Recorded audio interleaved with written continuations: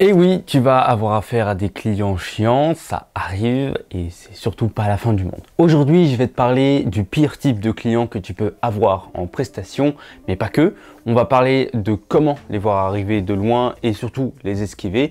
Et si malheureusement tu te retrouves en tournage avec eux, je vais t'expliquer comment faire pour gérer la situation et faire en sorte que la prestation se passe tout simplement bien. Attention, je suis pas là pour blâmer qui que ce soit. Ce type de client bien précis dont je vais te parler, c'est le pire client parce que c'est surtout pas de sa faute. Tu peux te retrouver avec des clients violents, des clients vulgaires, racistes, misogynes. Là, tout simplement, en fait, on n'y peut rien. Et moi, ce que je te conseille, c'est tout simplement d'arrêter de travailler avec eux ou tout simplement de les envoyer chier, de leur dire, bah écoute, moi, je déteste ta façon de parler, ta façon de penser. Ça va pas le faire entre nous, donc je préfère arrêter là. Mais aujourd'hui, on va pas parler d'un client raciste, on va parler d'un client qui est horrible.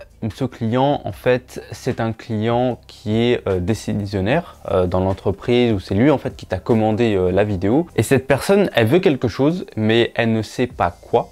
Et surtout, en fait, elle veut gérer la prestation, elle veut gérer le tournage, alors qu'elle ne sait pas vraiment ce qu'elle veut. Ce client, en gros, ne te fait pas assez confiance pour te donner toutes les clés et la direction du tournage. Ou pire encore, il n'a pas assez confiance en lui et en son projet ou en son service. Et en fait, tu le camoufles par le biais de c'est bon, je gère tout, j'ai tout sous contrôle, donc ça veut dire que je sais exactement ce que je fais. Alors que c'est complètement l'inverse. Ton client, il veut bien faire, ça c'est sûr, mais c'est la mauvaise façon d'agir. Et toi, tu dois en fait lui faire comprendre ça. Parce que plus il va rester indécis, plus le tournage sera long et le résultat final, bah, en fait, il va plaire à personne. C'est pas fou. Parce qu'en ne sachant pas ce qu'on veut, on fait tout et n'importe quoi en même temps et surtout, on perd beaucoup de temps. Et ça, c'est extrêmement frustrant pour le vidéaste de perdre son temps sur des trucs complètement futiles, inutiles, plutôt que de ne pas aller droit au but et de ne pas faire ce qu'il doit être fait et ce qu'il fait avec d'autres clients où tout se passe bien, par exemple. En bref, le client indécis, celui qui ne sait pas vraiment ce qu'il veut, mais il veut quand même faire un truc, c'est le pire type de client que tu peux avoir. Moi, je te conseille pas d'en avoir pendant tes prestations et pour ceux qui n'en ont pas encore eu, bah bravo. Et si tu ne veux pas en avoir, voici comment les reconnaître de loin et les esquiver ou les éduquer avant de passer au tournage. D'abord, un client indécis, ça peut se voir à des kilomètres. Pour ça, tu dois normalement faire des entretiens quand tu fais ton onboarding avec tes clients, des rendez-vous préparatoires de tournage. Et c'est à ce moment-là que tu vas établir les premiers contacts oraux et visuels avec ton client. Et pendant ces rendez-vous-là, moi personnellement, je demande toujours à mon client comment il voit le projet. Et déjà dans sa phrase de speech, comment il me décrit le projet.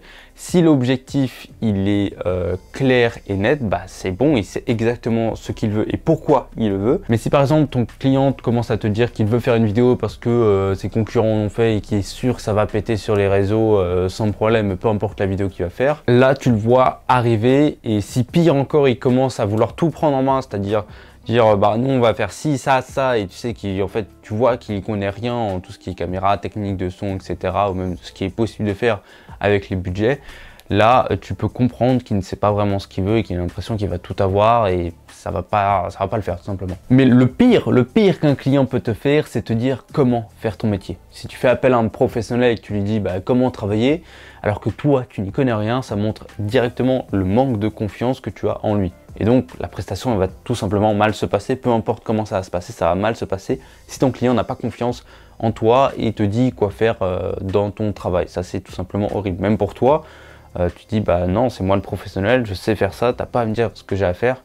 À la limite tu peux me conseiller et qu'on en discute, mais tu me dis pas tu vas faire ci, ça, c'est pas comme ça qu'on fait, ça, c'est rabaissant et là le vidéaste bah, il a tout simplement moins envie de travailler avec son client quoi. Un bon client, c'est un client qui t'écoute quand tu lui parles de son projet, qui discute avec toi de vos idées communes et qui te laisse surtout parler. Si tu commences à avoir des signes de ce genre d'attitude négative dont on a parlé juste à l'instant, bah, soit tu abandonnes la prestation et tu te concentres ailleurs sur de nouveaux clients, soit tu remets tout simplement les pendules à l'heure. Ça peut être avant la prestation, en rendez-vous client, soit pendant la prestation. Pendant la prestation, c'est un peu plus chaud. Mais si tu le vois arriver avant le tournage, si tu sens que ça va mal se passer dès les entretiens, alors là, tu dois immédiatement clarifier la situation en posant des questions qui s'appellent directes. Et peu importe la question, tu dois les poser. Par exemple, est-ce que vous savez exactement ce que vous voulez ?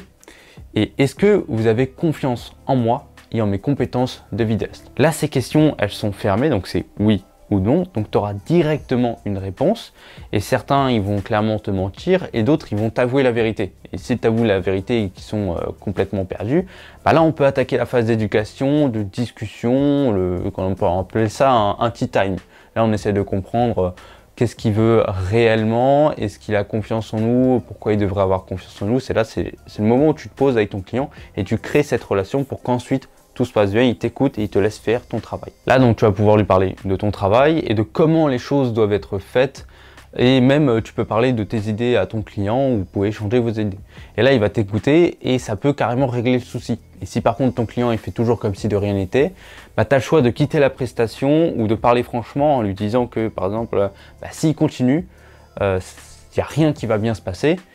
Mais bon, si tu lui dis ça, c'est quasiment une menace, certains peuvent vraiment mal le prendre, donc tu as une bonne chance de vexer ton client et de tout simplement casser la relation. Mais tu as une petite chance de, on va dire, recadrer, de faire un électrochoc à ton client. Et si c'est un truc qui te permet vraiment de faire en sorte que la relation et la prestation se passent bien, alors moi je te dis tente le coup, parce que t'as rien à perdre. Parce qu'en fait un client qui te respecte pas et qui n'a pas confiance en toi, c'est jamais un bon moment à passer, donc t'as vraiment strictement rien à perdre. Et si tu n'as vu aucun des signes dont on vient de parler, pire encore, ton premier contact avec le client, c'est le jour de la prestation, qu'est-ce que tu dois faire? Alors là tu as plusieurs choix. Soit tu laisses couler, tu prends sur toi, la prestation va mal se passer, le rendu sera pas fou. Toi, tu diras que c'est ses choix et pas les tiens. Mais je trouve ça dommage parce que personne ne va être gagnant dans cette relation. Et même toi, tu vas pas pouvoir présenter la vidéo sur ton portfolio parce qu'elle est tout simplement pas à ton goût, pas comme toi tu l'aurais imaginé. Tout simplement pas belle. Soit la deuxième option, pendant le tournage, tu reposes les bases, tu dis clairement à ton client s'il est perdu ou s'il n'a pas confiance en toi, et ensuite là tu vas du coup refaire un tea time pour l'éduquer, essayer de discuter, créer cette relation. Ça peut peut-être prendre 15-30 minutes, 1 heure, mais franchement, moi je dis que c'est du temps que tu devrais prendre pour créer cette relation avec ton client si tu en as besoin, pour que la prestation au final se passe beaucoup mieux.